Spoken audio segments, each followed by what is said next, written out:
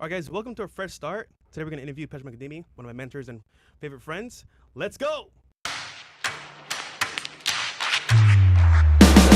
Hickory dock. Back from the dead is a miracle doc. They counted me out. Raising my destiny, shaking his hand. Flipping the script, changing the plans. Up to the top and I'm taking the fans. Making them jump, making them dance. Making them jump, making them dance.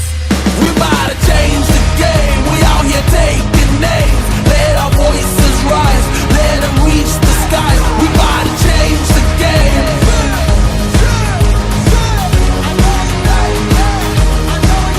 Let's go.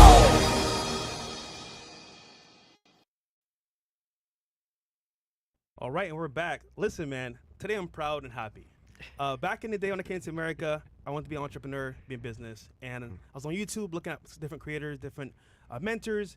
But one that stuck with me the most. It was Pejman. So welcome to the show, brother. Glad to have you back. How you doing, brother? Always good to see you. It's always entertaining to see you because we always start the conversation with, here's everything I've done well and here are my 3 mistakes.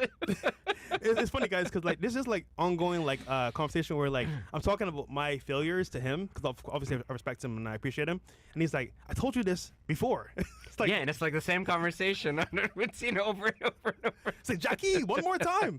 But listen, I know who you are, millionaire, successful entrepreneur, and as well the owner of Exotic Car Hacks and Third Circle Theory. But if you don't mind, tell them who you are for the audience. Yeah, so I'm the guy that most of the internet doesn't like when it comes to cars because I basically shit on everybody's dream on the internet. So I own a company called Exotic Car Hacks where I teach people basically how to leverage exotic cars for wealth preservation. I teach people on Watch Trading Academy how to basically buy watches, like watches you wear, to make crazy amounts of money. And what is that, by the way? That's a Patek 5990 1R. How much is that? Quarter. Okay, buddy. So, I mean, I came on your show last time. I was wearing my RM, and that clip went viral when I was like, I feel poor wearing Rolexes. Yeah. Yeah, and people were like, oh, fuck this guy. Like, he's a piece of shit, whatever. Well, So- guys, behind that, he's actually a nice guy. Don't let it fool you. listen, I'm just a direct guy. I say what most people think in their head, which is just reality. And that's one of the reasons the internet doesn't like really love me, because I make people feel very uncomfortable. That's true. Because I point out the truth, right? And sometimes we don't want to face the truth. And so when you come and talk to me, I'm usually like, hey, this is how shit works. And people are like, fuck you. Like, I don't want to hear it. So, It's true. right? Like, and so it doesn't really like help them. But nonetheless, I've done quite a lot of things and I own a lot of companies. I own a company called One Off. I also have authored a dozen books. My most famous book is called Third Circle Theory. And I became really famous online for building my online company, which Secret Entourage, back in the day, before the podcast existed and people were very popular on the podcast. We were doing something very similar way, way back in the day in 2008. So I remember. yeah, so a lot has changed then. And now I just kind of like basically get really rich buying what people want to get rich to buy. And I just keep buying a lot of it. And I collect cars. So I'm really well known for my car collection, watch collection, and just continuing to kill it on the online game. You have a wealth of knowledge about cars, of course, watches, and business. So real quick, you were an ex-banker back in the day. You did very well in banking. Yep. Actually, you were one of the youngest people to make it as a manager. 18-year-old bank manager, yeah, Right. without a degree. Without a degree. Just I had to add that in there. So how does someone start making the right moves in 2025? I feel like most people nowadays are kind of concerned about what they should get into, what business. But like as an entrepreneur, also as well as an ex-banker, what's the best money move you would say to make nowadays for the new year? So I'll tell you what's actually funny is this is a very unpopular answer. The popular answer would be, let's get into crypto, let's get into this, buy that. Historically, young people stay poor because they focus so heavily on what's my next move this year instead of where do I want to end up in 10 years and what moves do I need to make this year to get on that path. Like, in my generation, because I'm 40 fucking years old, like, we knew that it took 10 years to get successful, etc. But these fucking kids, they see on the internet that other people getting rich, like, in 10 minutes, right? Oh, yeah, I gambled on crypto, I made money. So their expectation of getting rich has changed significantly. So can you make some gamble moves, like buy some XRP, buy some Dogecoin, whatever the fuck you're buying these days, and make some money? Sure. Should you be doing that? Sure, you can jump on these trends too, but historically, you should also have a really good financial 10-year plan, which is who the fuck do I want to become in 10 years? And what are some of the things I want to be or be doing in 10 years? You know, and I think if you think that way, then typically whatever you do this year, you're going to do more of that shit next year. And you're not going to ask the same question again next year or be back at square one, right? But it's not a popular answer, because the answer is not, if you do this, then in 6 months, you're going to be on this show talking about how you got really rich and everybody knows you. But it's just this misunderstanding. So I think right this year, there's a couple of things people need to pay attention to, which is there's a serious financial shift coming in the economy. I don't know what it is yet, but I know around April, I think we're going to start seeing some very different financial policies. So, like, I've been following what's going on around the world, and I think that that's coming. So, what do you do for that? So, I think whenever we have financial shifts, I've always been an asset person. So, I'm always like, if you own real estate, if you own cars, if you own watches, if you own things that basically move value or hedge inflation or things like that, you're going to do better than people that have nothing.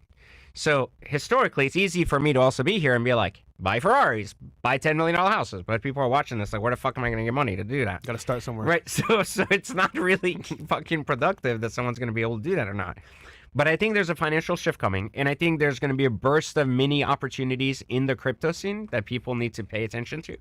I think if you haven't played in crypto, regardless that you're a gambler or long-term investor or not, you need to start paying attention to that, because I think that this administration is going to focus on that, despite it being correct or not, or whatever people believe. Yeah. So I think there is a point there to pay attention to that scene, because there's going to be huge gambles people can take to advance themselves financially, even if it's short-term money that can help them finance a new business or something they want to really do. So I think that's going to be a focus point. Asset acquisition is a huge thing for me this year. I'm putting a lot of money, like a couple of $1 million, into acquiring more assets, real estate, cars, watches, as much as I can, because transitionary kind of inflation and also just looking at currency exchanges like we're talking about could potentially happen in April, could cause asset pricing to go up. And the cost of entry has been nonstop going up in America for the last 4 years, right? So people are priced out of homes. And if they're looking at this from a financial lens, I'm going to tell you something that basically people are starting to talk about, but it has been kind of an assassination, and it's the assassination of the middle class. That shit has been killed, like to a degree where it's very sad, because I came to this country as an immigrant, and then as an immigrant, we had the middle class to help us, right, raise ourselves to this next level. Yeah. You start in poverty and you move up. And when you remove the middle class, you basically take the participation away from people that could get to the wealth class. But you're saying you can't afford to buy a home, like because you just can't enter because the pricing of homes is too much. And you're forcing people out of certain areas that are popular, again, pushing the middle class out to states that are not going to have as much growth and things like that, so because they can afford to live there, right? The cost of better education for their kids, is basically going astronomically higher again. So there's been this thing going on in this country for the last 4 years that basically all of the industrial societal values we've basically been raised on over the last 30 years are going away. They're getting shattered. I mean, they're like non-existent, right? Like institutions are buying real estate instead of people. Yeah, and they're completely fucking the system up. But this is why you have such a divided country, generally speaking, and this is what's happening. But it's a transitionary period that unfortunately this generation is going to have to deal with. Like, some generations sometimes have bad periods financially. Yeah, that's a very good point. Listen, man, the question most people ask is, what's my purpose? Obviously, they want to make it in life. I know you said before, middle class is almost like pretty much like dead. Yeah. So they're starting from ground zero. Either they're getting into school, or want to start a business on the side, or work for somebody right now. Now, myself, like I said earlier, I came to America 10 years ago. I was trying to find a way to be successful. I worked at AT&T and Chick-fil-A, trying to find a way. Obviously, things took a turn 5 years later. Now we're here on the podcast. But it wasn't luck. It was more like finding things I could do to improve my lifestyle, improve my mindset and business, and of course, find a mentor like yourself. So I guess the question is, in your own way, how does someone find their purpose, if at all? So purpose is also a progressive game. Again, it's not okay, I'm going to figure it out. It's divine sent. Someone's going to tell me immediately what can I do to become exactly who I'm supposed to become, and then I'm going to do that the rest of my life. Right.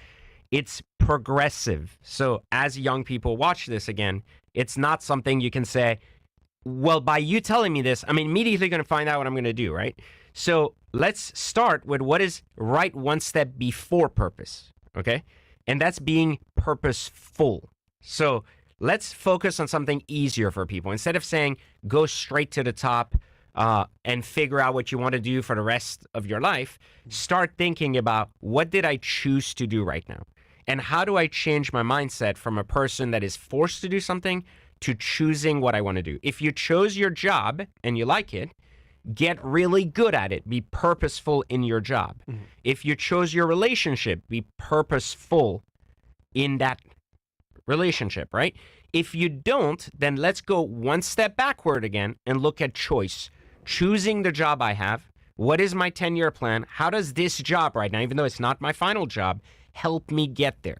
Most of us want financial independence, and we need some level of financial independence before we can be free and focus on what we want to focus. There's a famous quote that says, you have to do what you need to do before you do what you want to do, right?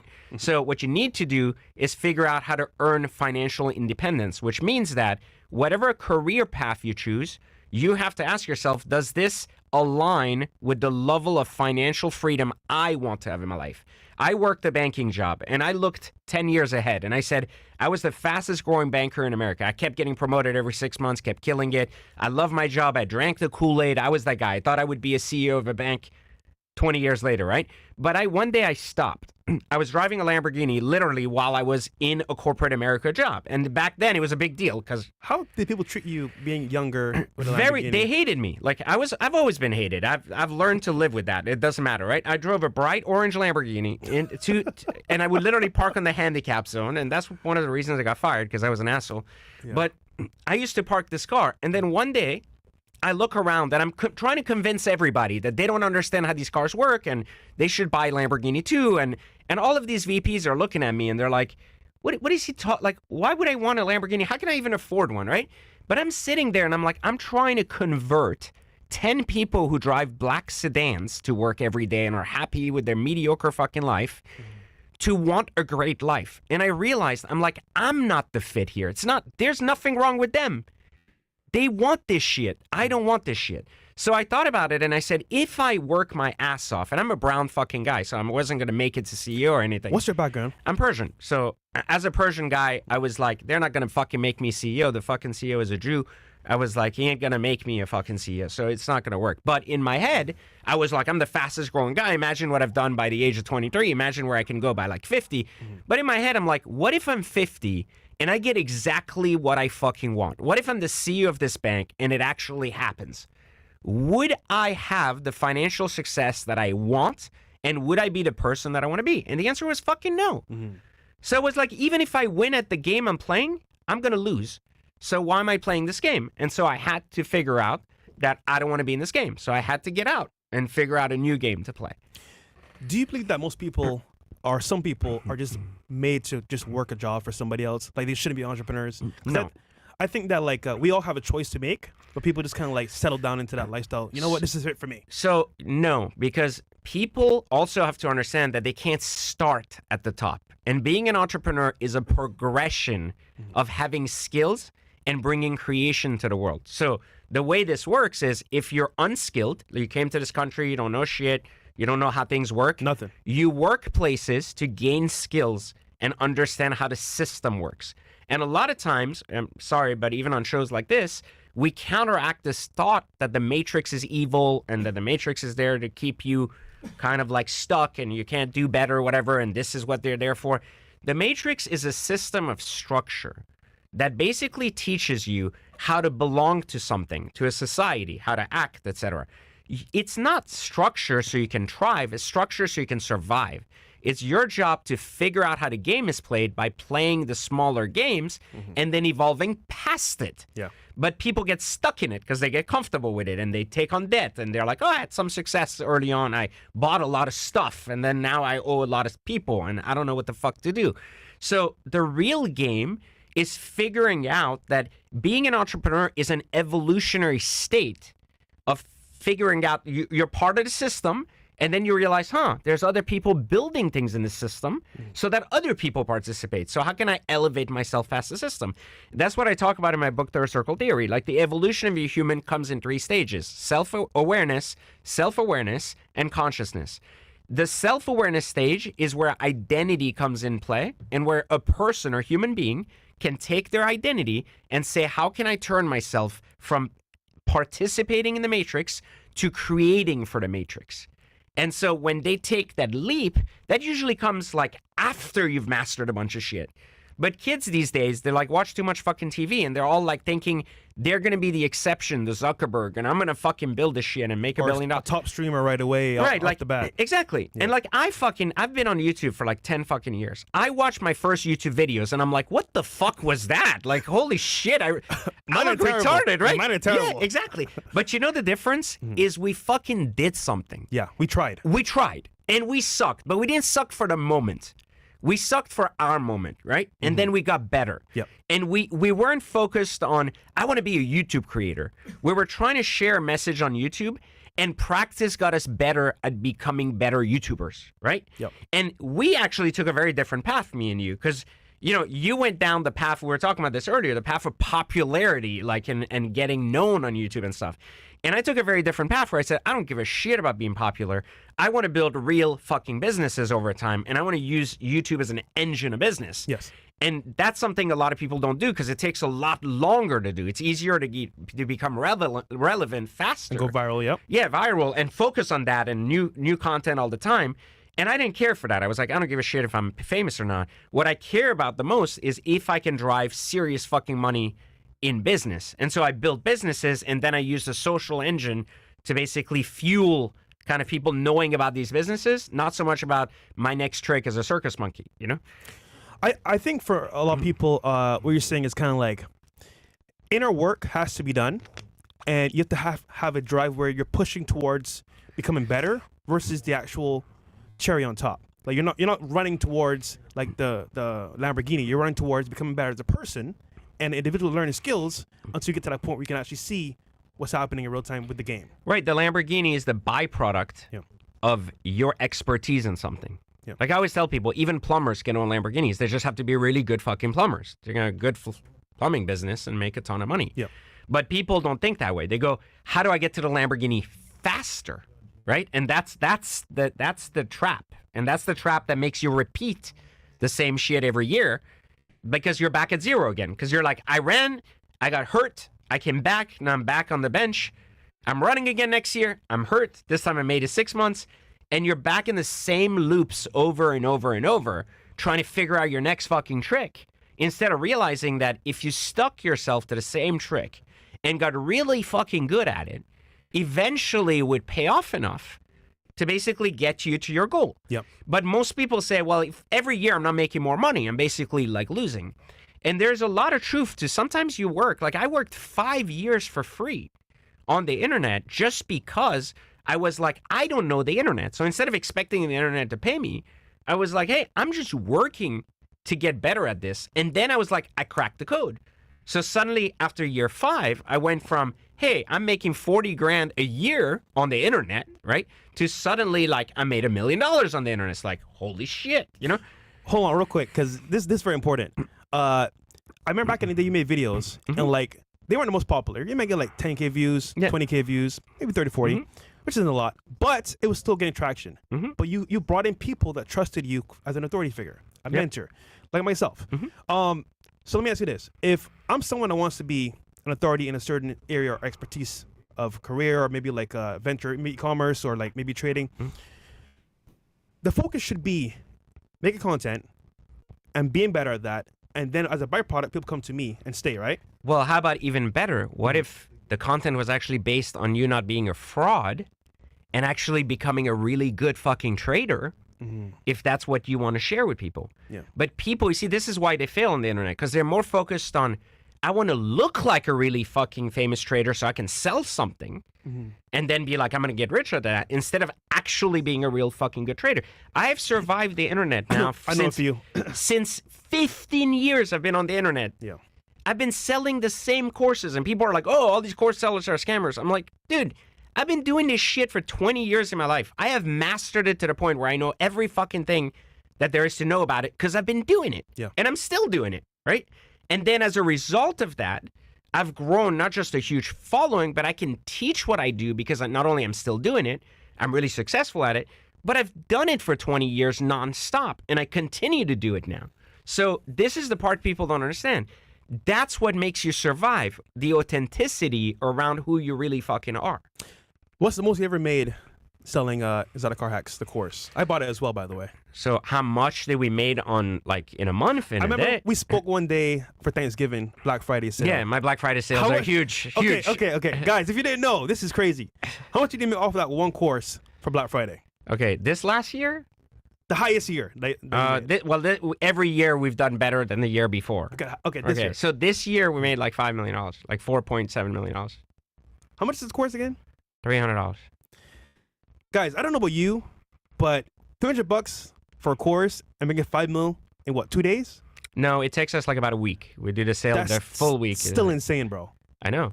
What the heck? You know what? People ask me. And here's the crazy part. Yeah. Exotic Car Hacks is my smaller course because Watch Trading Academy almost makes 1.5 times as much.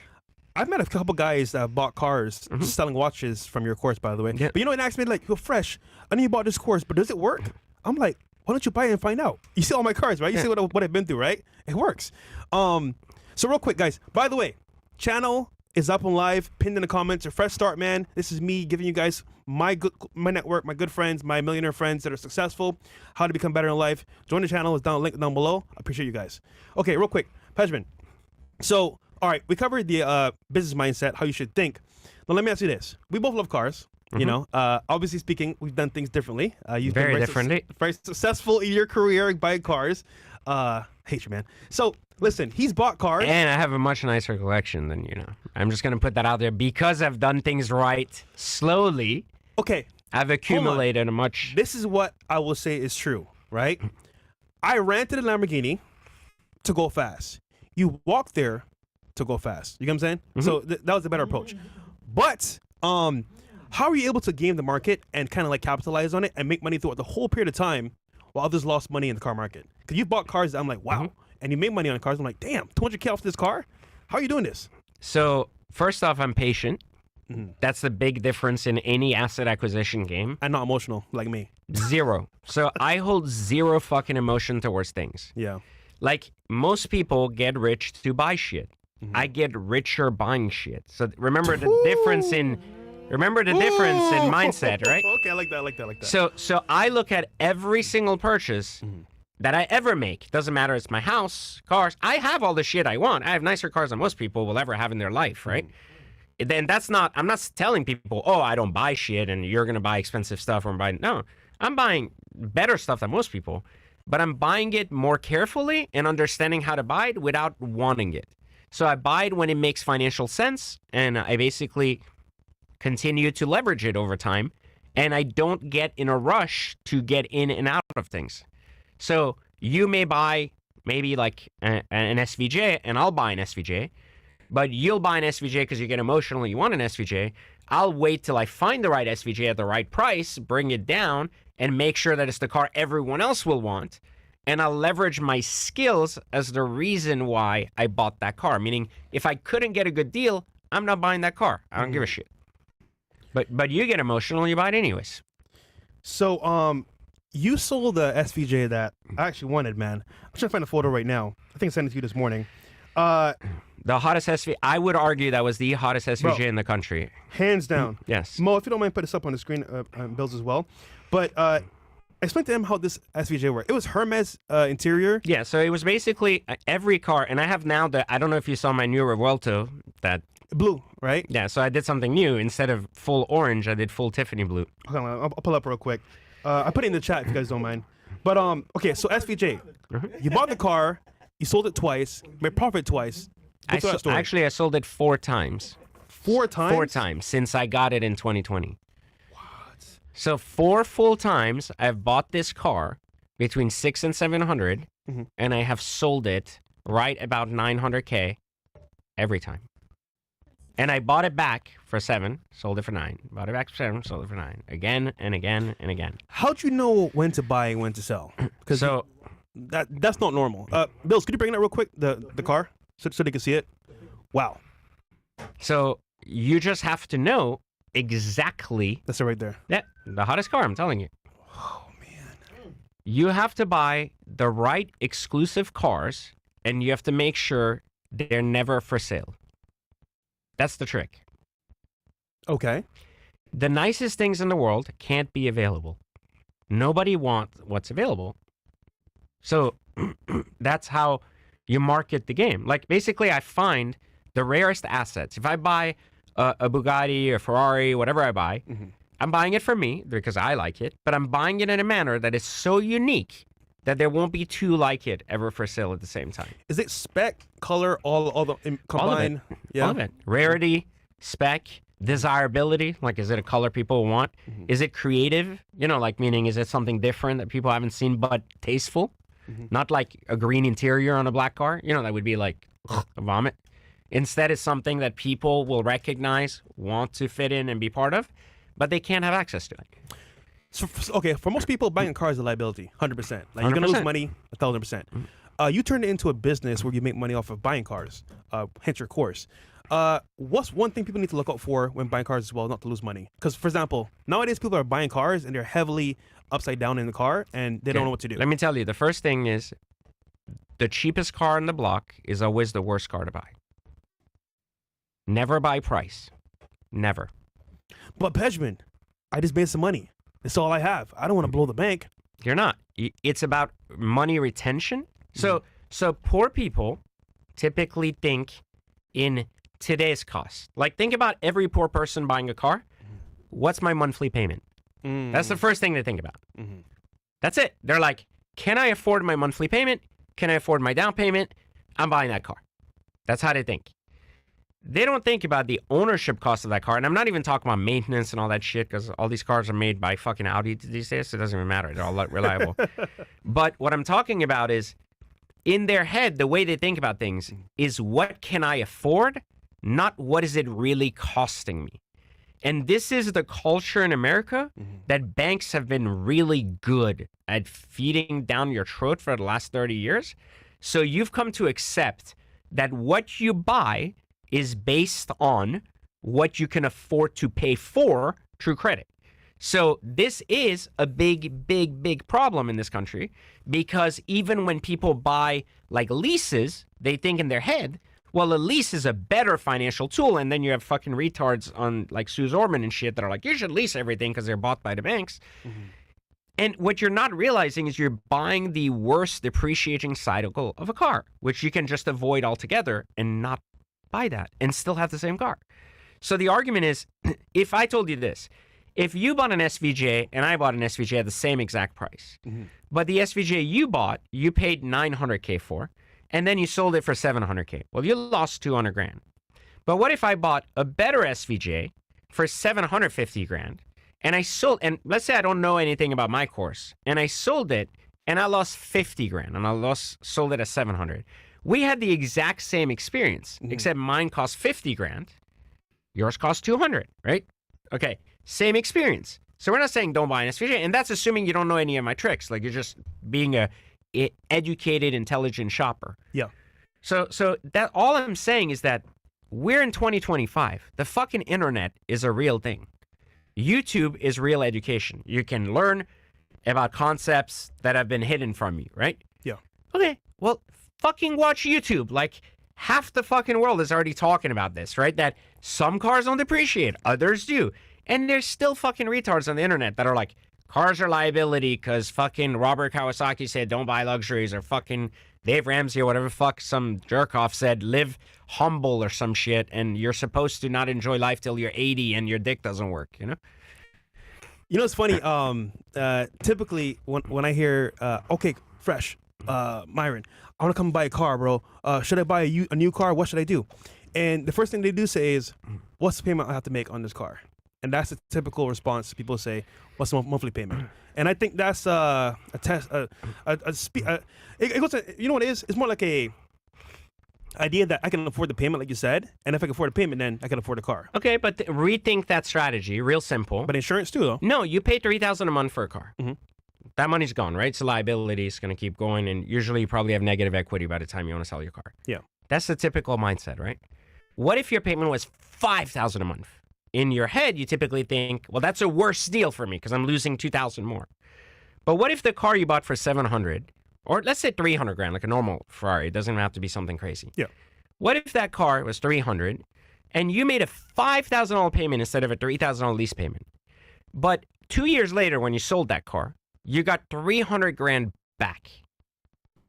Well, all these payments you made went into the equity of the car. Some of it went to interest, whatever. But there's still equity in the car now because the car didn't depreciate, right? Yeah. But what if these other $3,000 cheaper payments, all of it went to lease fees and all kinds of shit? So at the end of it, basically you return your car. The difference is we both had the same car. I had a lower payment, right? You had a lower payment than me because I paid more money per month. But that more money per month was retained in the value of the car. Mm-hmm. So when I went to sell my car, I basically got like my 30, 50 grand back in payments, and you got nothing back. So what do I use for my next car now as a down payment? Well, I got to go get more money and make more money so I can spend more money, right? Mm-hmm. Versus I just retain my money. So I didn't do anything different. All I did is instead of thinking about the monthly payment, I thought by buying the right car, I'm retaining the value. So I'd rather pay more per month as long as the more is being stored in the car, rather than thinking in what can I afford per month. I need to look at the overall cost of what is this asset going to, what does it cost now, what is it going to be cheaper for? See, that's the business mindset. You're looking at the exit from the very beginning. Yeah. That's smart. Okay. Same thing with marriage, right? You always look at the potential issues. You go, what happens if I need to exit? Well, that's what you have prenups for. Speaking of marriage, you're a married man now. Yeah. How does that change your lifestyle since from back in the day you were more single doing your thing? What's changed? Nothing. Same? Yeah, like I mean, I've always wanted a family. That's the only reason you should get married. You should never get married, period, in America, unless you want a family. It's fucking worthless. I agree 100%. It's completely fucking useless. Like, it's a government getting involved in your personal life. Like, what the fuck for? There's only the benefit of, carrying the same last name or things like that are relevant only if you have a family, like if you have children and stuff. But yeah, otherwise, no. And being a dad, what's that like? That actually didn't change my life that much. No? No, and I'll tell you, a lot of people, like, I guess one of the reasons that I think it changes a lot of people's lives is because it gives them a sense of purpose. And I've always had a very different sense of purpose, to like a personal sense of purpose. And I've also been a very conscious person. And as a conscious person, you realize that consciousness is single-player sport. It's not living life through the eyes of others. So I love my family, and I love being able to pass on knowledge, right? And being able to help bring forward, like, the future. But at the same time, it doesn't change my personal outlook on life personally. Does that make sense? Like, my life experience is different as an individual than it is as a dad. So it's like, basically, these are two different things. I can fail at one, not fail at the other, or vice versa, or be great at both. But they don't really intertwine in a way where it's like, because I have a child now, I'm super additionally motivated. Yeah. No, like, I was fucking rich, I'm going to get richer. It doesn't fucking change anything. Like, I'm not getting richer for my kids. I'm glad that I'm able to give them a better baseline start that I had growing up poor, right? Like, meaning I didn't have a baseline of knowledge, and I have a baseline of, like, connections, network, and what I want to do in my life and how to go about it. So I had 10 years of learning curve. Well, my kid's not going to have 10 years of learning curve, right? Like, she's going to be like, boom, much faster.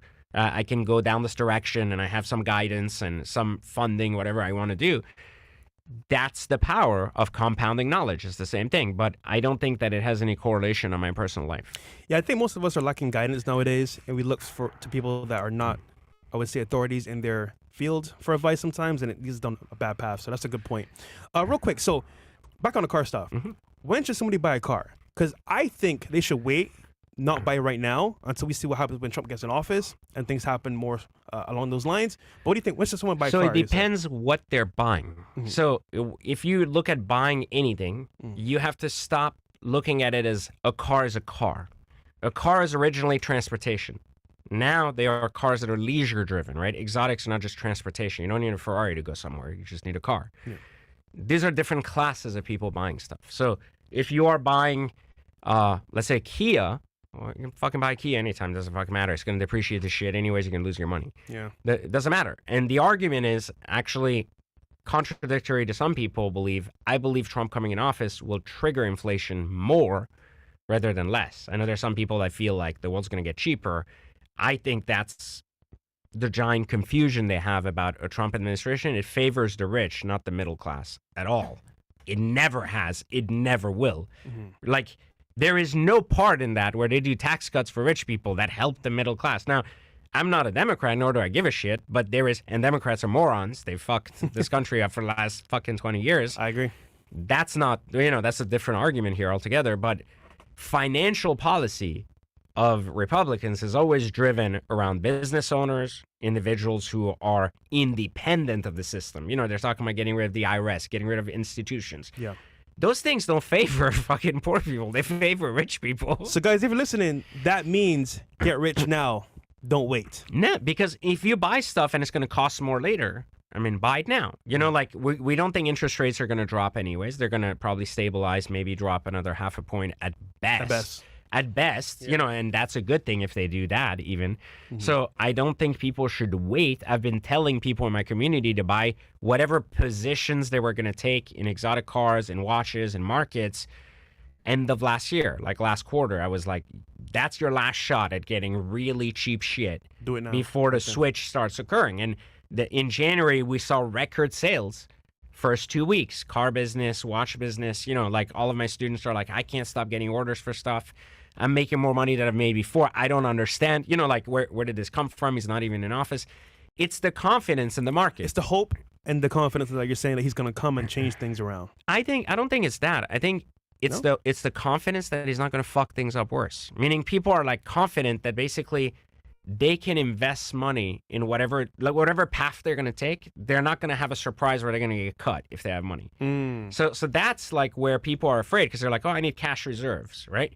When you have Republicans in office, they're like, let's get aggressive. Markets are probably going to go up. I can put money in play, things like that. So markets usually soar whenever you have Republicans in office because free markets are, more favored. And they usually lower taxes on capital gains. Lower taxes allow better tax write-offs and things like that. So speaking of soaring markets, back in 2021, 2023, around there, everything was high. Mm-hmm. People were buying, getting hella loans, getting whatever they needed done because they're giving loans to anybody. People bought cars, like myself. We bought cars that were overinflated with price. Mm-hmm. Now it went down. The market went down. Obviously, now you're basically underwater. Mm-hmm. How does someone get out of a underwater car? For example, meaning that you've paid maybe $400K for a car that was worth $200K. How does someone get out of that deal and not lose too much, if at all? I have some bad news for you, though. Money doesn't just appear in trees when you fuck up and buy stupid shit. Oh man, are you talking from personal experience? Yes, and non-personal. I got friends, myself, even someone watching. You're pulling that asking for a friendship. Okay, hold on. For me too. How does someone legally get out of this without being destroyed? But then again, can you even get out of it is the question. So no, you can't. Well, can you get out of a loan where you're $200K negative? No, you're gonna pay it. So you're fucked. You're either bankruptcy or you fucking default. Default on the loan, and then you can't loan on another car. Yeah.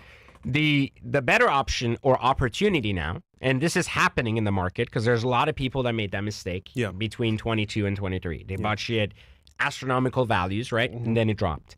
And so one thing you're seeing in the entire car business across the board is a lot of people are trading what they call modern supercars and luxury cars for a lot of collector grade cars that have been on fire lately and been going up like crazy. Like to give you an example, Aventadors have dropped significantly, like regular Aventadors, which are modern supercars, have come down huge. During COVID, they were like 500. Then they came down to like 350. So you're losing like 150 grand, right? Yeah. So that guy is trying to basically take that loss and say, fuck it, I fucked up and I lost 150. And he's trying to buy an LP640 right now, an older one, because that car over the last 60, 90 days has gone from 200 to 350. Now it's trending to 500-600. So they're trying to make up that loss. I'm not saying that they had a loan and somehow they converted it over to something else.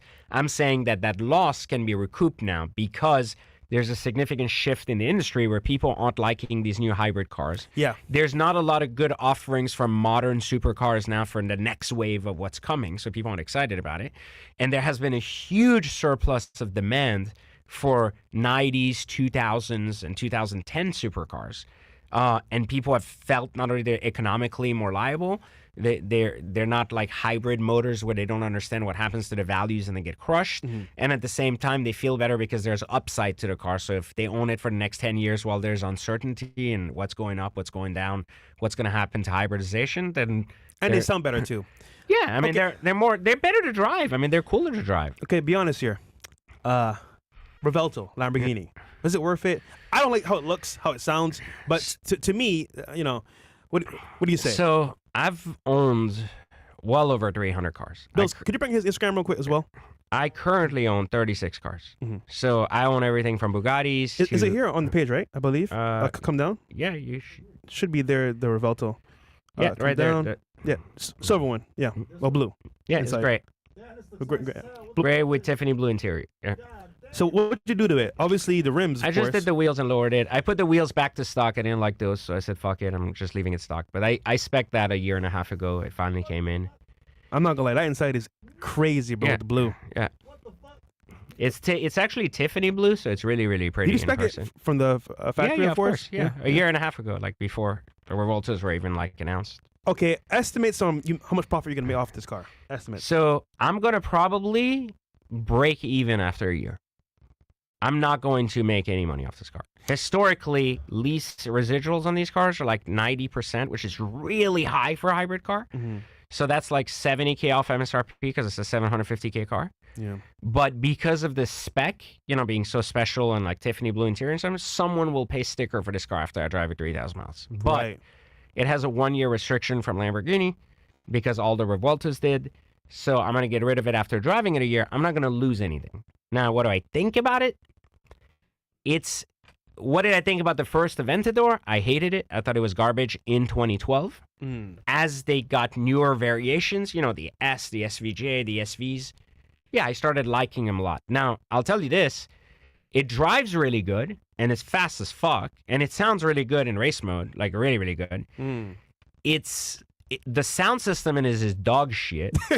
It's got, like dog shit. Like, a Kia probably has a better like stereo system. Damn. Dog shit. And then the steering wheel has like 42 fucking buttons on it and modes and shit. So in order to get in the car and actually drive, you got to turn on the car, then turn off the hybrid system, turn on the performance system. Then, it's fucking retarded. You can't just like get in it and enjoy it without feeling like you're turning on a jet fighter and you're about to go to war. So like it has a completely disconnected feel from this sense of like driving, but they've made it so much more usable. Now, as far as design, I think it's fucking beautiful. Like I've seen. You think so? I think it's ugly, man. I'm telling you, it's not about the cars are ugly when they're in the wrong specs.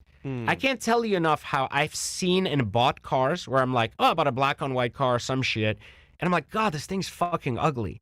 And then I buy another one like 6 months later in the right color spec. Like I get the one that I've been waiting for. It's like pink or like baby blue or some shit. And I'm like, holy shit, this thing's hot. And colors and specs, like having the right carbon fiber options, having everything else really make the cars. And also picking the right color for the right car. A lot of people that pick Revueltos buy them in bright colors like yellow, purple, and all that shit. Those are really bad colors for that car. Aventadors and large cars like that need darker theme colors. They need non-matte paint and they need pastel-based dark colors. So they do really well if they're well modified in like matte black. They do really, really well in what I call Grigio Telesto, which is what I did. And usually you'll have guys come up and say, I don't like the Revuelto, but I like your Revuelto. And that's also what you want when you go resell the car too. You want people to be like, yeah, I'll pay for that one. I wasn't going to pay a lot for this other one because I didn't love it, right? Because you're emotional and most buyers are emotional. Yeah, I just want the car so bad, I'll just pay for it. Exactly. So you see, I thrive on that to get rich. That is an issue that I've overcome now. I've overcome the issue. But that was one of my The guy that sells you cars is getting really rich. I see his inventory getting better all the time. killing it, bro, killing it. He's doing a very good job. He's doing a very good job. Shout out to him. Nice dude. Actually, did you buy the Bugatti from him? No, fuck no. What you He's buy? been trying to buy him a Bugatti. I just bought my Ferrari Pista from him. There you go, there. But that was like a while ago. And it wasn't really, I've chased that car. Another guy in Miami bought it and traded it to him. Oh. And then I immediately called him, and he's a nice dude. He gave it to me. He just recently bought my Senna from me, meaning I didn't buy it from him. He bought it to sell it. So Okay. The one that used to belong to Alicia Keys and Swiss Beats. So Wow. yeah, so that's now in his inventory. So Does having a celebrity drive a car make it sell better? fuck no, it fucks it up more. Now, at least Alicia Keys and Swiss Beats are like reputable people. You Yeah. know, we're not talking about some fucking dipshit that like Yeah. probably had no idea what they were doing. Respect the car. They're car people. You know, Respect they the have a car. history of having cars. Yeah. And that's a cool story. It's not like gonna make it worth more. It had a cool, like, it was white with a full blue carbon fiber interior. It was different. You know, it was exciting. Yeah. But it wasn't like more money because they fucking touched it, you know? Yeah. Not that it matters, you know? Yeah. Honestly, I remember I was looking for a Rolls Royce one time, and I was like, "Oh, this is Kylie Jenner's ex car." I'm like, That's even worse. I'm like- yeah, you definitely don't fucking I want don't it. care if it was her ex Yeah. car. Like, bro, what are you telling me this for? Yeah, you don't fucking want it. Now, sometimes because they spend so much money decking them out and customizing them, Yeah. depending on which shop did it, the shop that did it might have enough clout where that matters. You know, if they did it correctly. Yeah. Like Platinum in LA, you know, shout out to those guys. They do a great job modifying cars. Sometimes they have a lot of celebs, you know, like clients. I would buy one of their cars, you know, if they did it. But if someone told me Kim Kardashian fucked around with it for 2 years, I'd be like, get the fuck out of here. I'm not buying good. that. I'm not touching it. Okay, this is the fun part, right? This is your wheelhouse here. Okay. So let's say I want to buy a car as a guy for looks factor, either to get girls, to look business-like, to look like that guy. To get fucked. Put us in category. Put us in, I like it. can we put in category certain cars? Like, for example, I think the Aston Martin is a nice car, entry level for guy. But getting into. most chicks won't want to fuck a guy with an Aston because they won't even know what the fuck it is. True. Okay, you tell me Yeah. what cars a guy should buy for girls. for Number one business. car to get fucked in a Rolls. Rolls Royce? The Rolls is automatically symbol of wealth, not a symbol of douchery. So the general public, which we're using generic pussy that doesn't understand how money works because girls are basically on girl math territory. They Yeah. think every Rolls Royce is the same, every Lambo is the same, right? Yeah. So Is that a Ferrari? yeah, so the Rolls will get you more laid because you come across as a real businessman and you come across as a humble brag rather than like a person that's like, I need attention. And usually bitches are like, I want guys that are like, have a lot of money and But humble. self-respect, but aren't seeking pussy all day long with a bright fucking yellow car, you know? Because I don't want to be the hoe that got in the fucking Lamborghini, like when the doors went up, like all the other hoes that did that. So they typically go for that. Like that's the easy, like, power move on pussy. You know, it's the Rolls all the time. Okay. I thought And it the was- bigger the Rolls, you know, the more pussy you get. Yo, I'll tell you this. The back seat has a lot of space. There's a lot of space in that back seat. I'll tell you that. That's not, I just meant, like, if you have Phantoms and Cullinans, they get more pussy than if you have the, like, Poverty Ghost or some of these other, like, Bro, Wraiths and shit. I can't tell you how many guys in Miami I see drive around with a 2014 Ghost, and I'm like, bro. Bro, that's because it's like 75 grand now and they can Yeah. afford it. I'm like, bro, you're not fooling me. You can fool someone on the street, but we know what it is. Like, But bro. that's the Miami lifestyle, dude. You have to Yeah. understand that Yeah. that's how they think, right? Yeah. They think if I have a Rolls, I have a stronger chance of attracting dumb bitches that don't understand anything. And listen, they're right. Yeah. The shit could have 200,000 miles. It's going to blow up anyways. They would never the know. bags are exploded. It's on the floor. But the guy's like, I drive a Rolls Royce when he's talking to his friends at dinner, you know? That's a good point. That's a That's good the point. Miami lifestyle. See, Like, I thought for girls it would have been a G-Wagon because they know that car very well. no, girls want a G-Wagon. They don't care if a guy has a G-Wagon. Okay. They personally want a G-Wagon. So if they see you as like marriage material, they probably want the G-Wagon because they want to fucking drive it next, you know, like, and that's what they want. But generally, girls don't like want to fuck guys because of G-Wagons. Okay, let's say I want to get into the respect game of men. Obviously, I'm doing well for myself. Man or woman? Because Man. earlier, okay. So- okay, I'm just making sure. The we're not girl part's confused. finished. Okay. Rolls Royce, hands down. But let's say I'm a guy that wants to, like, I've done well in business. I want to show that I'm doing pretty well to other men, to network and make connections. What's a good car to get into, you would say, exotic-wise? So then I would look at Rolls again, Okay. Ferrari, or Aston is going to be more value bang for the buck. And unless it also depends the circle you're getting in. If you're in Miami, like driving a Huracan, you're basically a peasant. you're like it's like poverty central, you know. Yo, yeah. It depends on where you live, right? You know, bro. There's so many Huracans here. It's like a Toyota. I know, They're everywhere. But that's what I'm saying. Like if you drive like an old Bentley, Yeah. you're a peasant. Like you're basically driving like a fucking advanced Volvo. You know, like it doesn't matter. Like that, and people don't understand how these things work. But so they'll be like, "What are you talking about?" Like a Bentley is like a very respectable car, but that's not how this works. There's levels to the game, right? Like so, if you want to be with the flash, then obviously Ferraris, Lamborghinis do better, right? But depending on the crowd you're with, a respectable, well-spec'd Rolls, Wraith, Dawn, can be bought for under the price of a Huracan. Yes. Let's talk about like value plays, right? Most people who are successfully okay, not like balling out of control, normal guys making $200,000-300K a year, can easily afford a Rolls-Royce Wraith or a Dawn, like a convertible. And if the spec is good and the car is clean, that will go way further for you than having a Huracan. I agree. Make sense? Like, and it's just not as much of a rented car either. So because of that, it's more like, oh, that's an owner, not like some guy with a bright fucking green car driving down South Beach trying to, like get pussy. So that gives you more of a, like, I have a business, I like cars, I have this respectable, beautiful car. This, just so you know, from a money standpoint, the spec of what you drive says a lot about you, because it says either I really knew my car and I'm an enthusiast and I bought this and I enjoy driving and this is why I have this, or it says basically I'm trying to show off. So there's a very big difference between I have an SVJ even, just because I bought an SVJ, to I bought this very precise, very collector grade SVJ and I'm driving it, And different people get attracted to different things. So, like, young people that are men are going to be attracted to whatever's flashy because that's what they've seen on Instagram. Yeah. And just like older people are going to be attracted to classics because they know their worth and they understand what things are, right? So, depending on the crowd you want to get in, you're going to have to rethink, like, how do I want to network with people? Who do I want to network with, right? And what is my purpose for driving this car? Good point. And if you can do that, there's plenty of cars you can get into. And with Exotic Car Hacks, the beauty of it is you're not married to a car. So, you're dating the car. You date it for like 6 months to a year. You go, this wasn't me, right? And I don't love this. Like, I'm going to buy something different or I want something sportier. I mean, the best bangs for the buck in today's economy are brand new 911 Turbo S. Okay. The new one, $200,000. Like amazing all around car. You can daily it. You can drive it fast. It's fucking beautiful. You can mod it if you want, and it's great. Porsche 911. Okay. Yeah, like amazing car. Like amazing car. Holds value well. If you buy it correctly. So like you could drive it for free forever. Same with the Wraith and the Dawn. And then another car that doesn't hold value well, but is fantastic fucking car for the money. 22 Bentley GT Speed convertible. Like the new body, the newer, beautiful car, great all around the car, super respectable, super fast, just a great car. It's like those are the kind of cars that are like, hey, I only have one car in my life. I want a respectable fuck you car without like losing my ass on it. Those are the cars you'd probably like go around with and still get mad respect from both angles.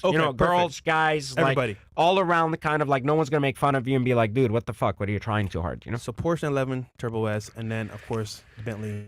The new Bentley, not the old Bentley. That's the poverty one. Yeah, we don't talk about that one. What if I'm a beginner? I just started making like 100K. All right. Okay. All right. I'm all right. I always tell people, like, I like it. If you're new to the car game, buy a fucking like super easy 2018 to 2020 R8 Cooper Spider V10. Spider all day. Doesn't matter. I mean, they're both fucking fine. You'll pay like 140 to 150 if you buy the right car. Don't buy the cheap shit you see on the internet for like 110 that was rented to like 19 guys. Yeah. Just buy the right car for 150. Don't buy cheap shit. You'll drive that car. You'll get out of it for 150. But you'll learn everything about the car game. The first thing is, no one's going to fuck with you because you have an R8, which is a cool car. And it's like the, hey, I have a nice car, but I'm not trying too hard. The other thing, too, is they don't fucking break down. Yeah, so they're like the Porsches. They're like really easy fucking cars. So as you're getting new to the game and you don't want like 10 grand in expenses, 20 grand in expenses, it's like the training wheel to exotic cars. It's like, hey, and also they're not too low. So as you're getting on and off driveways and shit, you don't have like, rip my bumper apart, etc. And one of the things people don't realize is they think as soon as they have money, they have to compete. you know, with everybody else. They're like, oh, I made some money. I go quickly. These other guys have SVJs. I got to go buy an SVJ. This is what creates poverty. It's this idea of comparing yourself to people. That's what makes you really fucking poor. Good point. Competing with people is one thing, but competing with yourself is the number one thing.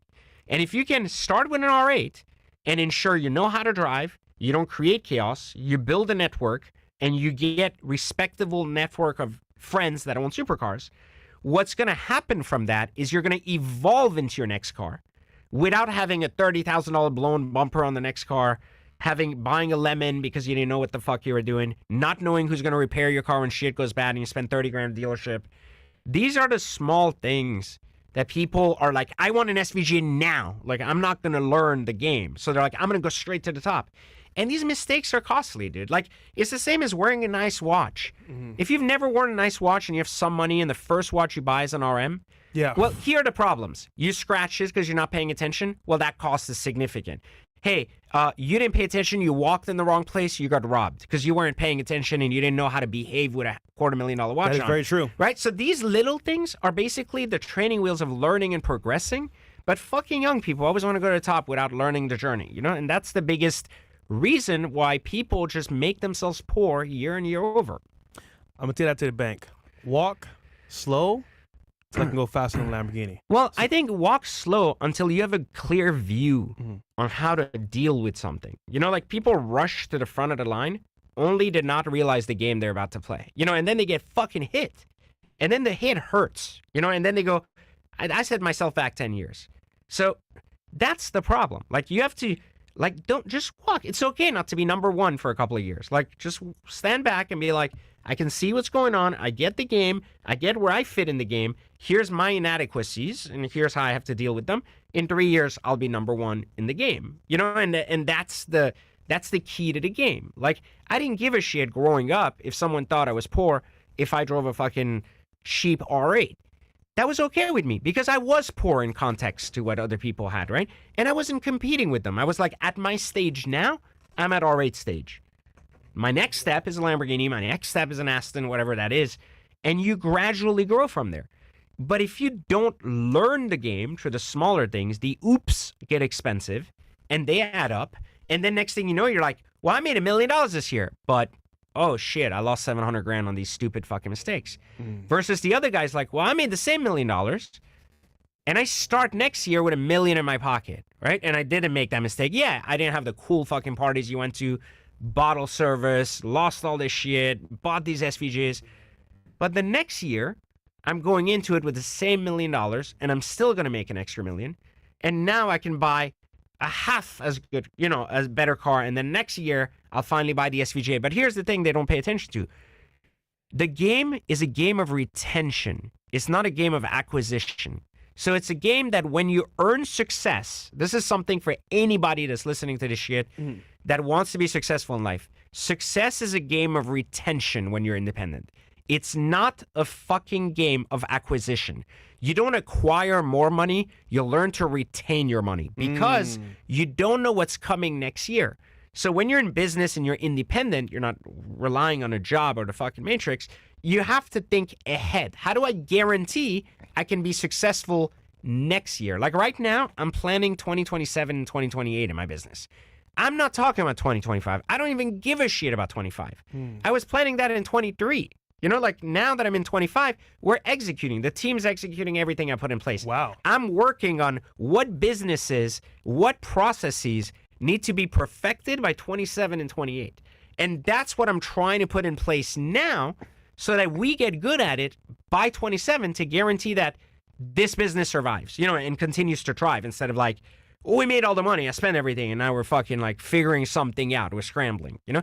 So if you want to be successful in life, you have to figure out how to retain the success you've earned. If you bought an R8, you're retaining that by not going to an SVJ too fast so that you can retain that level so when you do get the SVJ, no one takes that shit away from you.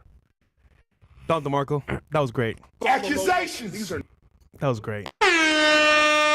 All right, guys, we'll do some chats real quick for a quick break, but that was awesome, by the way. Good stuff, Pejman. Good stuff. Jafit17 says, what does he think of the RR Spectre? That's the electric Rolls-Royce. Yeah. Yeah, so I know what's gonna happen here. yeah. I already know. So we always have this vacuum cleaner conversation, right? Okay. So think of anything fully electric, not hybrid. Fully electric as no different than your phone. What is the worth of your phone after much better versions come out? Fucking bumfuck nothing. So the problem with the electrification fully of cars is the mechanical art of it disappears. So when there's no labor to make something and a computer can just like make it 10 times better, then you can improve the car at a significant rate. This is why Teslas have fucking plummeted to shit. Terrible, bro. Right, but people don't read, like, they go and buy these electric cars, like, Teslas hold better values than anything else. I'm like, you fucking retards bought Teslas in 2021 when nobody could get a Tesla. Like, well, yeah, no shit, it's going to retain value. But as soon as 2023 came around and no one was buying fucking Teslas, they were fucking piling up. They're like, 80% discount, get rid of these fucking cars, right? Yeah. Historically, electric cars are okay for mass transportation. They're depreciating assets. They're going to continue to come down. And if you tell me there's an electric Kia versus a fuel-based Kia, there's no art form to a fucking Kia. It doesn't matter. It's got an electric motor or whatever. If it goes faster, people are happy with it. Exotic cars are about experience and art. So you can't expect something of high value to depreciate at that rate when it can be improved in an instant without any type of art going into it. So the Spectre is a beautiful looking car. And unfortunately, I knew when I ordered one originally, they brought the demo to my office after I ordered one, and they were like, here, now you can test drive it, keep it for a day. I drove it for 10 minutes. I was like, please cancel all my fucking orders. Like, I don't want this fucking thing. And they were like, why? I'm like, it's stupid. It has no soul. It doesn't do anything different than a Ghost. It just looks fucking cool, which means that it's going to lose $200K in the first year it comes out. And they were like, no, Spectres are like highly in demand. Nobody can get one. I was like, okay, fucking car comes out. There's like 70 for sale used on the fucking internet. They're $200K off MSRP already. My at friend wholesale. bought one. He lost a lot on it. Exactly, and it's fucking useless. Like, they're cool looking. Don't get me, when they're modded, they're very fucking pretty. But it's a piece of shit. Well said. Okay. We got a much faster? Okay. Bet 8000 says, oh, $100. Shout out to you, bro. Marco. Thank you, PJ, Myron and Fresh, for mentoring me, helping me level up. Made $27K from watch trading in 9 months last year. I just purchased $50,000 this month in watches to get out the matrix. Good job, bro. Soon I'll be buying my first luxury car hack, hopefully getting to 100K club. PJ is the real deal. Thank you, Fresh and PJ, for helping me get out the slave matrix. See you on the other side. Well, appreciate the love there. That's very sweet. You've helped a lot of people, man, but they don't give you your credit. Well, I don't know why. Why didn't you tell me why? Because you're a fucking asshole. Why am I an asshole? Like, I help people. You just told me I help people to make a lot of money. You help me with some advice. I'll give you some advice, right? Okay. You need to be out there more because I feel like you have a lot to share, but you're so focused on the business side. But now you should be seen as authority everywhere. But does an authority have to be liked? And here's the argument. It doesn't. Okay. Because I don't need to be liked to be right. But the thing is, you're not out there though. Like, for example, I see other people that try to do what you do. And they're trying to go out there and fuck the world about what they're doing. But they're not an authority and they suck at it. If you go out there and speak the truth, like what you're saying now, I guarantee, like, guys, what he said this whole podcast, if you take it in, really take it in, listen to what he's saying, and follow it, you're going to be a G in business and in life. But then again, people are like, oh, yeah, bro, go get this, go get that, go do this. And it's like, wait, but bro. I feel like all the cartoons get popular because all they do is bullshit the world into whatever they want to hear. So here's the argument. Like, if you spill the truth, you're not going to appeal to the masses because the masses aren't looking for the fucking truth. True. Isn't that but isn't that the argument we had earlier? Like, you have to be liked to appeal to the masses because people can't handle the truth. So if I'm like liked, that means I'm spilling bullshit. See, I had some dinner with some billionaires 2 days ago, and they spoke about being likable and then doing business, right? But then they also spoke about having a co-founder that's the opposite of you. So, for example, let's say you're hardcore, asshole, truth. This is what it is. But someone's like the opposite of you, you can kind of do what you can't do to help the business grow as well. So you may need to find like a psychic or somebody. Maybe. Psychic, okay. What the fuck kind of advice is that? I don't know, bro. Fresh's advice for growing your business: find a psychic. I'm just saying, bro. Co-founder, something, bro. Okay. Fresh updates. W Fresh, shout out to you, bro. Revolt the 19 says, Fresh, you got a hit with this one. I was just thinking a week ago you should do your own show with celebrities. Love the value. Yeah, guys, we're still doing a podcast together with me and Myron, but I'll do shows with more of my friends in my network and celebrities that like you guys may not know or may know of for more personal conversation one-on-one. You know, just some more value for you guys, more content. Screw you, bro. What is this? What is that? I think that's you. It was me. Oh, it is you. Okay. When this car's activated. But the nose isn't big enough, though. It's really dark. Hey! Well, it's really black, so you can't see it. Like, When this car is activated, any and all conversations will end, and all the focus will go to reading the chats. Activate when you want to end the show early, so you can go clubbing, aka networking. Bro! Hold on. Let me define myself here, right? So a show has to have an ending, guys. Unfortunately, there's a reason for a show time and an end time. If you have a show running for too long sometimes, it is redundant and it does not gain any value for the viewer. So I like to do things where people, the guests, get to go home at some point, and also you guys can go home and sleep after a while. Now, I know you guys like long streams, understandable, but sometimes the show is done. It's over. We've done the talking point 20 times already. They've done spoken thing. Or you know what? They're not saying shit anyway, so it can end. That's why I end it. And you know what? I'm proud to end it. Let's move forward. That's it? Cool. All right, Pejman, this was a great interview. I think we got a lot of awesome clips here, and of course, a lot of wisdom. And of course, like always, man, you give me the best advice, and I don't listen. So I always try. I'll take your advice of finding a sidekick. This is going to be a little bit difficult, but yeah. It'll take some time. Okay. But any last words for the audience? I think if guys, you listen to what you're saying internally, it can help you move forward mentally, physically as well, and business-wise in life. So I'll tell you, we were talking about being likable. Mm-hmm. So I'll give people a piece of advice about learning and growing in life. The information you need in your life doesn't always come from sources that you like to hear it from. That's true. Right? That's true. In school, your best teachers weren't always the ones you loved to go to class for. Right? So if people want to really grow in life, they're going to have to remove their emotion from information and understand that just because they don't like how information is being given to them, it doesn't mean that the information isn't relevant Or bad. or real or usable, but instead they want to feel comfortable while they learn. And learning is fucking discomfort. So stop seeking comfort while you're growing. You're like doing the opposite. That's why you're not fucking growing. So my advice to people is, fine, you like me, don't like me, like the next guy that comes and shares whatever. If the information itself is accurate, then you need to pay attention to it. If the expertise is there and the track record is there, Experience history is there. track record is there, that's the way you know who to learn from, because they're still doing what they're preaching and they have had a long track record of ups and downs doing it. So they can say, like, I've managed to learn this trade to a master level craft. Here's what I'm teaching. And the last thing I'll leave you with, find relevant information to your fucking wallet. Stop looking for information above your wallet. What that means is you don't need financial advice from a billionaire, because the thought process of a billionaire is too far from your reality. There is things I'm sharing today that make sense to you. Now. They make sense to you now, and you're like, I got to pay attention now because your income level has risen since you've been here, right? In America, and you've grown to a point where you go, yeah, I bought an SVJ. I know what that's like. I understand what it's like to spend $1 million on a car. Like, I'm not confused, right? When you don't have $1 million to spend, and I give you advice on how to spend $1 million, you're not going to understand why that advice makes sense. And you might actually make really bad moves trying to follow it because you don't understand that, and you try to apply it to how to spend $100,000. You go, hey, this guy said that's how I should do it, so let's go back, and let's do it now, and I'll kind of get there.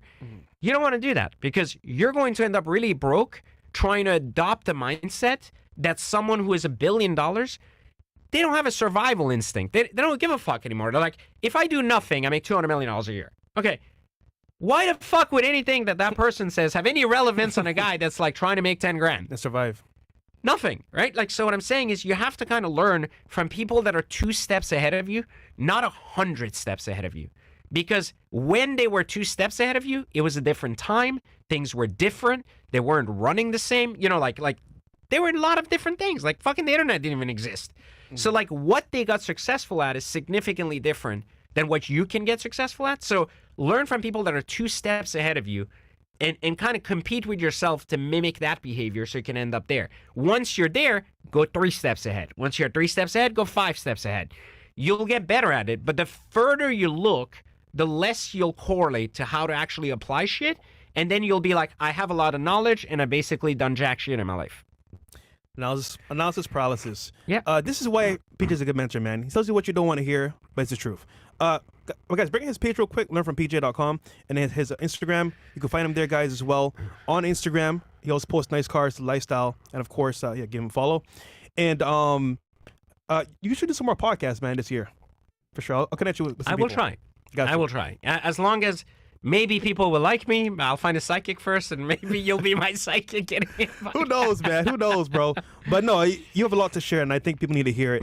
You've helped me a lot, my friends a lot, so thank you for being always the happy. asshole that people Listen, I'm a love to hate. teacher at heart. I will always do what I do, that I'm loved or hated for it. I don't know how to have another purpose, so this is what I do. And guys, this is a fresh start. The podcast I'm doing solo by myself for now. If you guys don't mind, sub to my channel Rumble. Link is down below, and as well YouTube. And support us, man. We're starting fresh, a fresh start, so you can understand how you can start fresh as well for the new year. All right, guys, we're out of here, man. Great episode, and peace.